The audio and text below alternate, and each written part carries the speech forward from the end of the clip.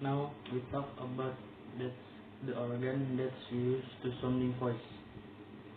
In general, the mechanism for producing human voice can be divided into three parts: lungs, vocal cord in the larynx, and articulators, but that will be explained later. To produce sound wave, we need air, vocal cords, muscle strength, and a resonant cavity. Our vocal cords are parts of the larynx and are mainly used to produce speech. This organ vibrates when we expel air from the lungs and cause a drop in pressure. This is what allows us to produce different tones. Higher tones are produced when the muscles in the larynx are tensed, while lower tones are produced when the muscles are stretched. Men generally have a longer vocal cords, which means that they have deeper voice. The loudness of the tone is determined by the intensity of the airflow. The resonant cavity between the throat, oral cavity, and nasal cavity are very important for tonal color modification and tonal coloring. When the combine, the vocal cord airflow and the resonant cavity create the instrument we use to produce sound and determine the unique vocal characteristic of its sounds. In the previous section, we have already known the organs that take part in the production of human voice.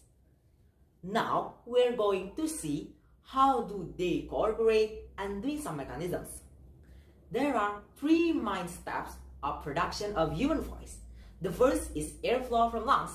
The second is changing of airflow to voice, that is called phonation process. And then the last is modification.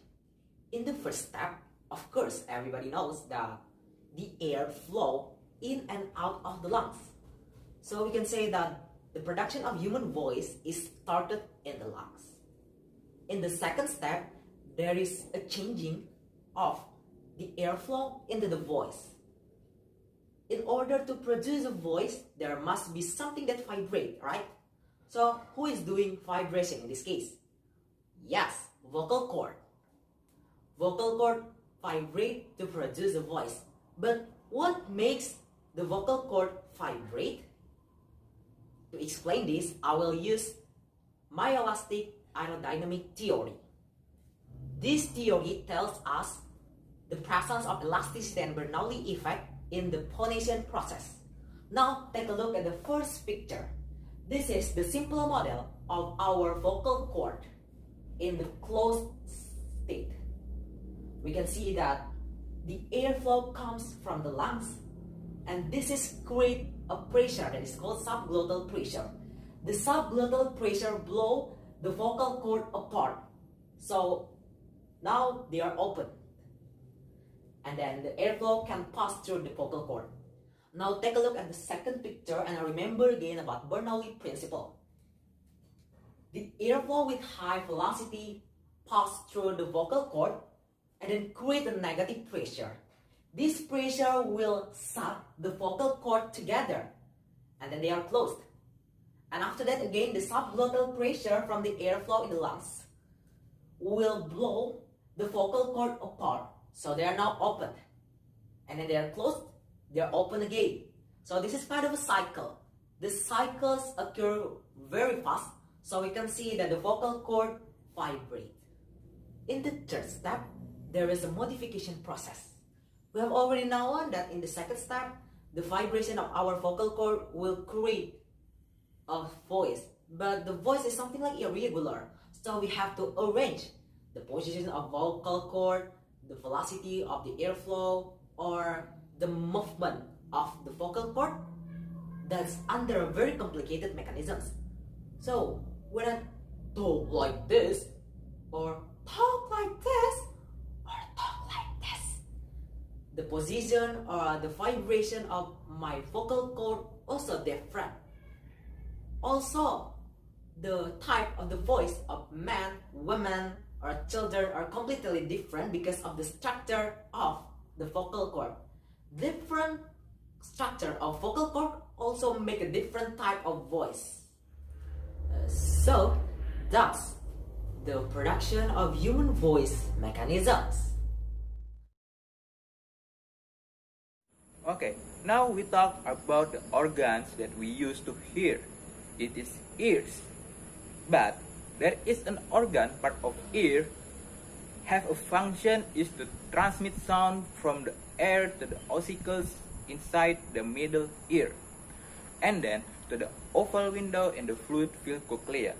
We call the organ as eardrum.